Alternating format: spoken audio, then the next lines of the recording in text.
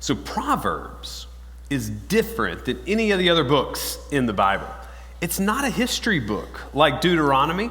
It's not eschatological like Daniel. It asks, how can I get through today? What do I need to know in this moment? And it does give answers, but the answers do not come with prose or poetry. They're one-liners, which makes the book in and of itself quite novel. It's just one line after one line.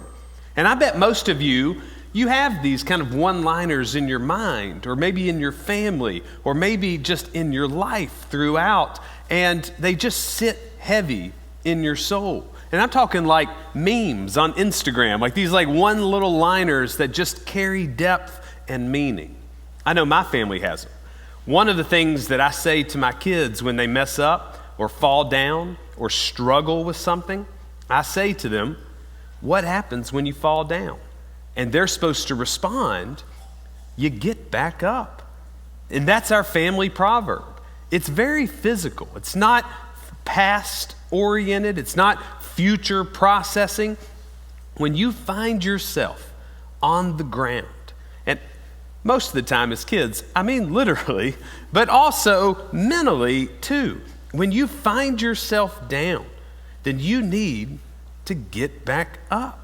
I mean, you have got to let your mind and your body sink. And you have got to realize that it's not about what just happened. It's not about what's about to happen. Just in this moment, you got to stand back up. You got to face the thing that either knocked you down or walk away. But either way, you got to get back up.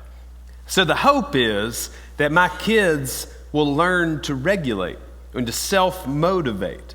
Because when they fall down, which is going to happen, in the back of their minds, they've got this inner voice that sounds a lot like their dad saying, what happens when you fall down? Well, what I'm also saying is, it's okay that I fell down. No one's mad. No one's sad. Down is just where I am right now. Don't give up. Don't let this fall define who I am. Just do the next thing. Get back up. Face whatever's next or walk away. But either way, get back up.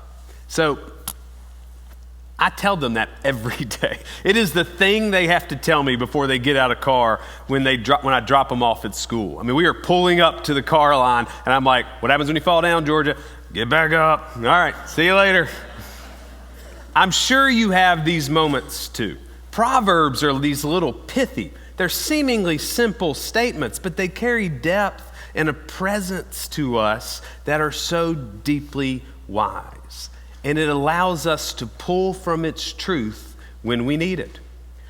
With that being an intro to Proverbs, I want us to read this proverb, Proverb 12:25. It'll be on the screen. I want us to read it out loud together. Anxiety weighs down the human heart, but a good word. That's it. There's no context in the rest of the chapter. There's no history. There's no story about a people group. There's no additional content, no characters, no setting. It's just a one-liner. And it's a reminder of what we can do in the here and now. So I want to break this verse down together. Let's start with the very first word, anxiety. In her book, Dr. Brene Brown, in her book, Atlas of the Heart, she defines anxiety like this. Anxiety, simply put, is a concern about the future. Then she further explains in the book, anxiety is really an intolerance for uncertainty. You can't handle it. You can't handle what you don't know, so it makes you anxious. I mean, think about that. We get anxious all the time, and it's usually about what we don't know. We have an intolerance for the unknown. It's an uncertain future, so we get anxious because we don't know what's unfolding. Our anxiety becomes intolerant about the uncertainty, and so it responds, according to Dr. Brown, in one of two ways. When you get so anxiety-driven You respond either with worry or avoidance. Now, worry, you know what that is. It's very similar to anxiety, but it's defined like this. It is doubt about future events. Anxiety is you're just intolerant about what's next, but when you start doubting, then you realize that you are filled with worry. You just know it's gonna be bad. You worry about what's next. Now, avoidance is a little different. It's the attempt to just do anything in your life to distract you from having those feelings of worry. You avoid them at all cost. Either way, anxiety thrusts concern upon us, and it sends us into a tailspin of worry and avoidance, and it weighs down the human heart. Now, Dr. Brown explains that anxiety is furthered as these future-oriented feelings where we're not in control. And because we're not in control, we don't know what's going to happen next. So we end up trying to control something, so we imagine what it is that's going to come, and we imagine the worst. We worry that we're going to make the worst grades. We worry that we're going to be terrible in our careers. We worry that our kids are going to make bad choices. Or if we don't worry, we avoid. We avoid deadlines. We avoid meetings. We avoid sending an email or calling people back. We avoid having hard conversations. We avoid showing up for work. And worry and avoidance, both of them, they manifest in us anxiety. Anxiety weighs down the human heart. And all of this will play on a loop in your daily life, forcing a weight on you that you didn't see coming. So when we read Proverbs 12:25, I think, man, Solomon was right. He's the one who wrote these Proverbs. We feel this verse. I mean, I do, especially that phrase, the human heart. Anxiety affects our bodies. We carry it. I mean, psychology has shown that it has to be routed somewhere or it'll stay in our bodies. Most people will bury their anxiety, but yet it just pulls on the human heart. Now, I'm not being literal. Your heart does not grow in size or weight due to anxiety. If it does, I didn't Google that enough to know if that's true or not. I'm being metaphorical, and you get it. Anxiety is carried in our bodies, and it affects us at an emotional level. And all of this is connected to our mind, body, and spirit. And when we're anxious, it feels so heavy. The fear, the uncertainty, the intolerance, the unknown, it's just all so much. And we feel it, we carry it in our hearts, and we don't know what to do with it. Now, I will be honest, I'm not typically an anxious person. It's not my most leading idiosyncrasy. I've got a lot of problems. That's not one I typically feel like I'm constantly managing, mainly because my job is to try and be a non-anxious presence, especially because I'm dealing with people who are in moments of anxiety. But I'll be honest, I have experienced my fair share of anxiety. I have had it enough to know that I have both at times chosen to worry about things I can't control, or I've chosen to avoid things I didn't want to focus on. I have been fearful of the unknown. The most anxious I have ever been professionally was back during COVID. I was so anxious about what I did not know.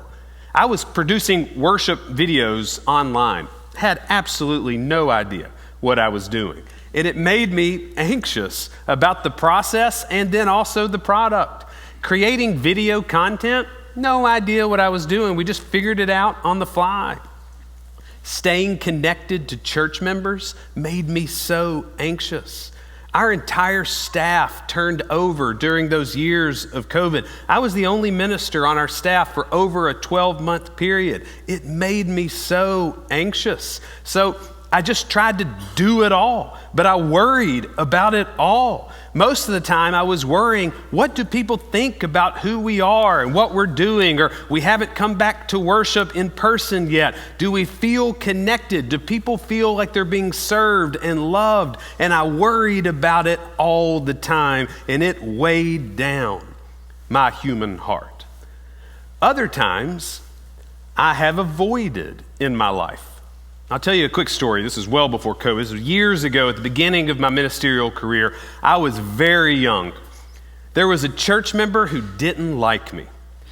Now, she didn't tell me she didn't like me, but her friends told me that she didn't like me. I now have eyes to see that she carried a lot of anxiety in her. She became intolerant about what she didn't know. She was worried about the direction of the church with this new young minister. So she chose to avoid it altogether. It became easier for her not to attend worship than to own up to those feelings or to get to know me. And it's not like I had any idea anyway. So I wasn't sensitive to her. I didn't meet her in the midst of her anxiety. I didn't offer her a good word to cheer her up. I just had my head down, was doing my own thing. I didn't even know she wasn't coming to worship. Fast forward 2 years of not being connected to her church family that she was a member of the majority of her adult life. In those 2 years, her husband gets sick and dies. Now, he was Catholic. He was never a member of the church, but he was clearly a part of who we were. Here's the thing. During those 2 years, I did not reach out once. When her husband got sick, I did not call, not once. My anxiety about our relationship caused me to avoid. I was uncertain if she even wanted me to call. I had no idea if I would be a presence of comfort to her in her time of need. And so instead of processing those feelings, I avoided them completely. I let my anxiety take over, and it weighed down my heart.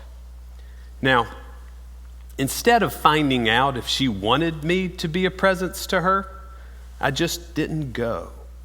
You know, I found out from that same group of friends, she was devastated that her church didn't reach out to her in her time of need. And of course she was. Anxiety weighed down her heart, and she avoided. Anxiety weighed down my heart, and I avoided. And we both just avoided. And look where it got us. In a very difficult, tumultuous, sad season of her life. Anxiety is something we're all going to struggle with. Trying to find balance in the midst of it is exhausting.